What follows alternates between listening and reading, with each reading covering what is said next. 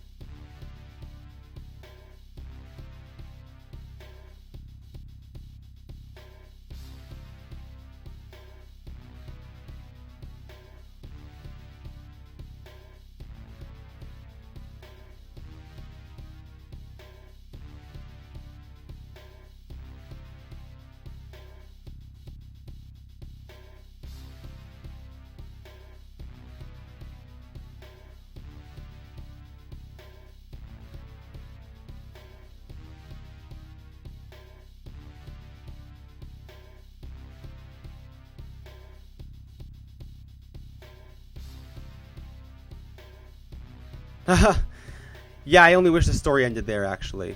No, it doesn't. It doesn't end there. Because not only do you have to fight Zero, there's another boss you have to fight after Zero, who claims to be a god.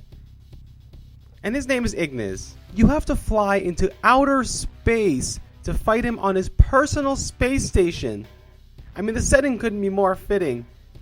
Because holy crap, fighting this guy is out of this world. Now, before I say anything, like anything else, just watch the first fight. Just watch it.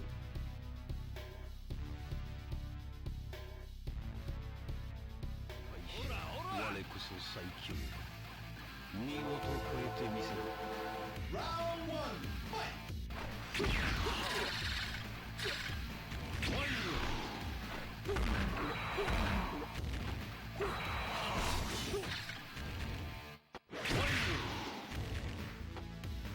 Fight!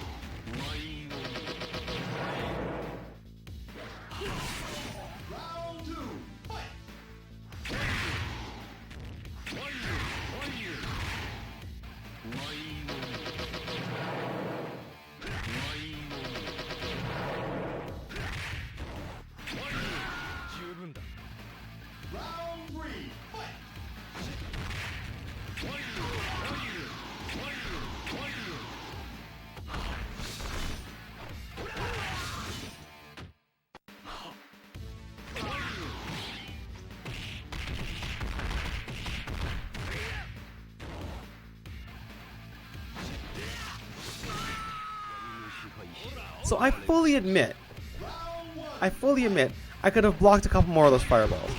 But you have to trust me, if you fight him, some of those will hit you for sure because they come out so suddenly. He can pretty much counter any approach and can combo you infinitely. He also has one of the most overkill supers a boss can have in a game. Like, you think it's done and it just keeps going and doing more damage and you die. I think it probably kills you for full life. But anyway guys, I'll let you guys watch the rest of these fights and you guys can see for yourself why I think he is the cheapest KOF boss up to these games. We'll go into some other KOF bosses later. And to be honest, the only reason I don't consider this boss to be 100% impossible is because the computer isn't as aggressive as it could be with him. Because if it was, you'd be dead.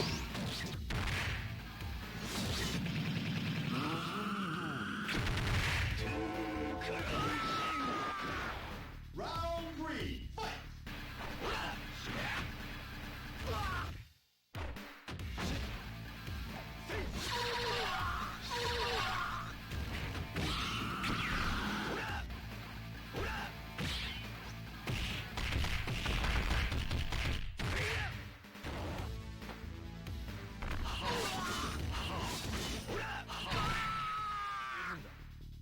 Round 3, fight!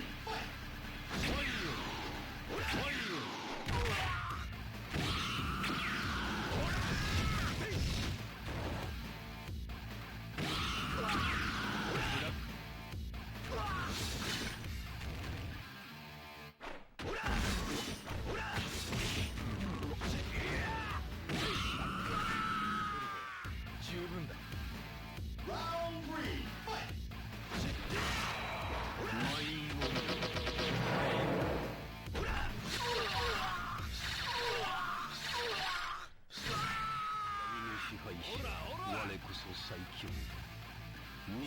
Round 1, fight!